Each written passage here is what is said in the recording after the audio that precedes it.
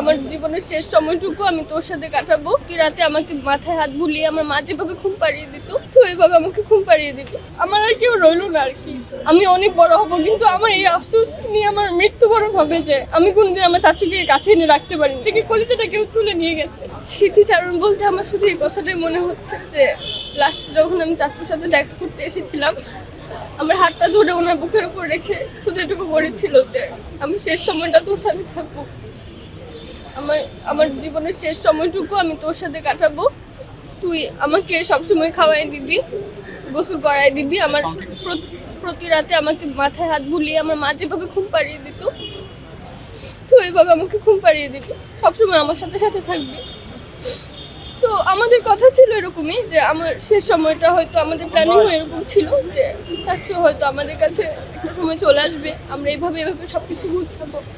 আমাদের পরিবারের সাথে সবসময় আমাদের এই প্ল্যানিংটা হতো যে আমরা কিভাবে থাকবো বা চাচু কি পছন্দ, আমরা পছন্দের খাবার সবকিছু মিলিয়ে আমরা সবসময় প্ল্যানিং করতাম যে কিভাবে সবকিছু গুছিয়ে ওঠাবো। কিন্তু এখন আর গোছানো হয় নাই। ছোটবেলা থেকে উনি খুব ট্যালেন্ট, উনি খুবই জ্ঞানী ছিলেন।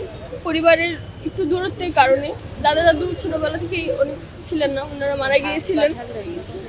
তো ওই থেকে একাকিত্ব, তারপর হচ্ছে ভালোবাসা থেকে আঘাত, পরিবার থেকে আস্তে আস্তে দূরে যাওয়া, সব মিলিয়ে আসলে দূরত্ব এভাবে পরিবারের সাথে বেড়েছে। কিন্তু পরিবার সবসময় ছিল, হয়তো ওনার সংসার জীবন হয়ে ওঠেনি, বিয়ে করেনি, সন্তান ছিল না, কিন্তু পরিবার বলতে আমাদের যে পরিবার ছিল, ওনার ভাইয়ের যে ফ্যামিলিগুলা বা বোনেরা যারা ছিল, মোটামুটি সবাই সবসময় যোগাযোগ। বিশেষ করে আমার যে পরিবার, আমার আম্মু, আমার আব্বু, আমরা কয়েকদিন পর পরই ঢাকায় আসতাম চাচুকে নিয়ে যাওয়ার জন্য। অনেক বুঝিয়েছি শেষ সময়টা আমাদের সাথে থাকো, হয়তো তোমার ভালো লাগবে। ওটাই বারবার বলতেছে যে মা আজকে থেকে তো আমাকে প্রতিদিন কেউ ফোন দিবে না, আমার তো সব হারায় গেছে, আমার আর কেউ রইলো না আর কি। প্রতিদিনই আমি তো আসলে ছোটবেলায় দাদা দাদুর আদর পাইনি, খুব একা বড় হয়েছি। চাচু তো বাবা মাও পাননি, আমার অবশ্য বাবা মা আছে, আমার একটা বোন আছে। আর পরিবার থেকে শুধুমাত্র চাচুই ছিল যে আমাকে বুঝতো, আমাকে আদর করতো।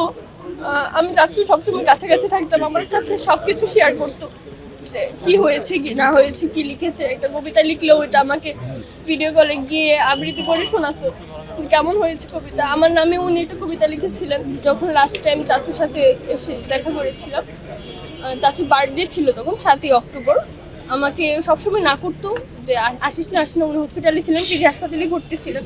তখন আমি চাচুর কাছে এসেছিলাম। তো উনি লাস্ট সময়ে আমি যতক্ষণই থাকতাম চাচুর মাথায় হাত বুলিয়ে দিতে হতো আমার। উনি শুয়ে থাকতেন, আমি মাথায় হাত বুলিয়ে দিয়ে গল্প করতাম আর একটু বকাঝকা করতাম যে কেন ঠিকঠাক করে ওষুধ খাচ্ছে না, কেন সুস্থ হয়ে উঠছে না, একটু চেষ্টা করলেই তো হয়ে যায়, বা আমরা পরিবারের সাথে থাকলেও তো হয়ে যায়। তো ওই সময় আমার হাতটা ধরে ওনার বুকের উপরে এভাবে রেখে দুইটা হাত দিয়ে আমার হাতটা চাপড়ে ধরে চোখগুলো বন্ধ করে জাস্ট আমাকে বলেছিল যে আচ্ছা ঠিক আছে, আমাকে আর বকো না, সেই সময়টা আমি তোমার সাথে থাকবো, সেই সময়টা আমি তোমার সাথে কাটাবো, তখন তুমি আমার যত্ন নিও, আমাকে কখনো একা ছেড়ে যেও না।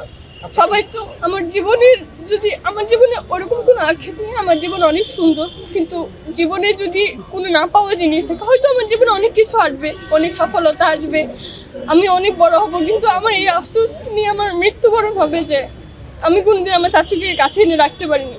আমার চাচুর যে স্বপ্ন ছিল আমার কাছে এসে থাকবে, শেষ সময়টা আমাকে 1 মিনিটের জন্য সৃষ্টিকর্তা দেননি যে আমি তো আমার চাচুকে নিয়ে 1 মিনিট একটু একা থাকি।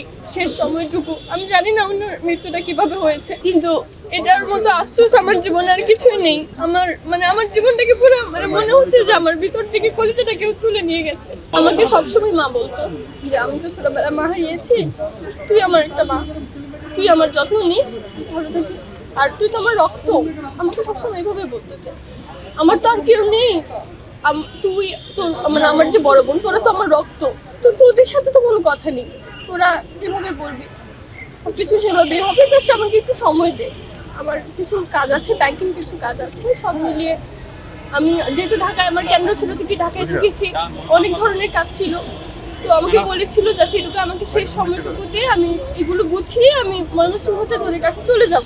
আমি জানি, আমার মনে হচ্ছে যে পৃথিবীর আমার জীবনের সমস্ত কিছুর বিনিময়ে যদি আমি 1 ঘন্টার জন্য চাচুকে পেতাম, আমি পৃথিবীর সমস্ত কিছু বাদ দিয়ে দিতাম, সমস্ত কিছু ত্যাগ করে আমি 1 ঘন্টার মধ্যে সৃষ্টিকর্তার কাছে চাইতাম যে আমাকে 1 ঘন্টা দিন, আমি একটু চাচুর সাথে কথা বলি, একটু পাশে বসেই সেই আগের মতো মাথায় হাত বুলিয়ে দিই, আরেকটা হাত জাপটে ধরে ওনার বুকের উপর রেখে আমি একটু 1 ঘন্টা ওনার সাথে কথা বলি।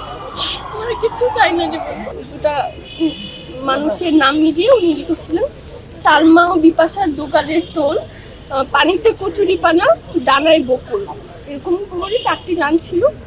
তো এই কবিতাটাই আমার নামে লিখেছিলেন। এটাই আমার জীবনের সবচেয়ে বড় পাওয়া। আমি যখন থেকে শুনেছি ঘটনাটা, আমার প্রত্যেকটা স্মৃতি যখন থেকে ওনার সাথে মানে কথা বলা, দেখা করা, সব কিছু স্মৃতি, আমার ফোনে কথা বলা, আমাদের ভিডিও কলে কথা হতো, তো সব মিলে আসলে মানে এটা আমি ভাবতে পারছি, আমি বিশ্বাসই করতে পারছি না যে আমার চাচু আর নেই এই পৃথিবীতে।